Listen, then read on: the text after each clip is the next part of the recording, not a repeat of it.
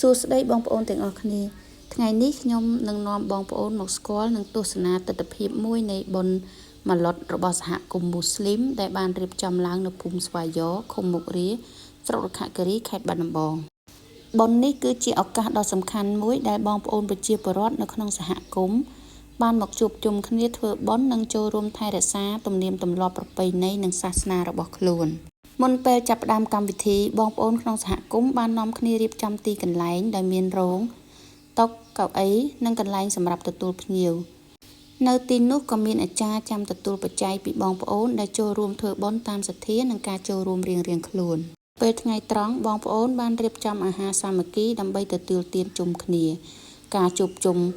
ជុំវិញអាហារនេះបានបង្កើតនូវបរិយាកាសស្និទ្ធស្នាលកក់ក្ដៅនិងបង្ហាញអំពីសាមគ្គីភាពរបស់សហគមន៍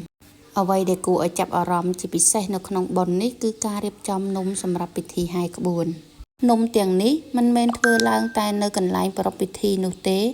ប៉ុន្តែប្រជាពលរដ្ឋដែលជាសាសនិកអ៊ីស្លាមបានធ្វើនំពីផ្ទះរៀងៗខ្លួន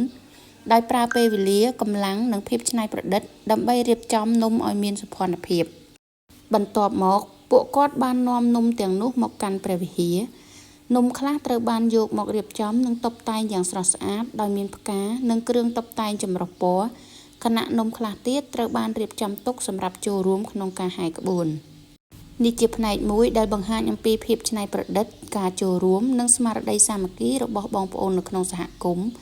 ព្រោះម្នាក់ៗបានចូលរួមតាមលទ្ធភាពរបស់ខ្លួនដើម្បីឲ្យកម្មវិធីមានភាពអធិកអធមនិងស្រស់ស្អាត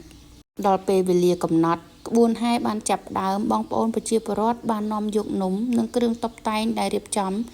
ដង្ហែជាក្បួនធ្វើឲ្យបរិយាកាសក្នុងភូមិមានភាពអ៊ូអរនិងរស់រវើកក្បួនហែបានធ្វើដំណើរមកដល់វិហារដែលជាកន្លែងសំខាន់សម្រាប់បន្តកម្មវិធីសាសនានៅពេលមកដល់វិហារបងប្អូនបានរៀបចំនំនិងគ្រឿងតុបតែងទុកតាមទីកន្លែងដែលបានកំណត់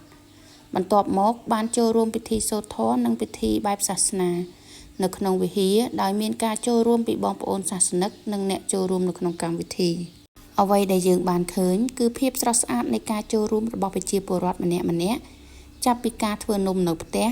ការនាំយកមកវិហារការតុបតែងការហែក្បួនរហូតដល់ការចូលរួមក្នុងពិធីសាសនានេះហើយគឺជាទស្សនវិជ្ជាមួយនៃបុណ្យម៉ាឡុតនៅភូមិស្វាយយ៉ឃុំមុខរាស្រុករខគិរីខេត្តបាត់ដំបងដែលបង្ហាញអំពីភាពសម្បូរបែបនៃប្រពៃណីនិងវប្បធម៌របស់សហគមន៍អ៊ីស្លាមនៅក្នុងតំបន់ការស្គាល់និងគោរពប្រពៃណីរបស់សហគមន៍ផ្សេងៗគឺជាផ្នែកមួយនៃការយល់ចិត្តគ្នានិងការរួមរស់ដោយសុខដុមរមនានៅក្នុងសង្គមកម្ពុជា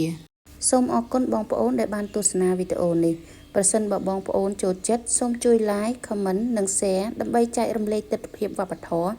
និងប្រពៃណីដ៏ស្រស់ស្អាតមួយនេះ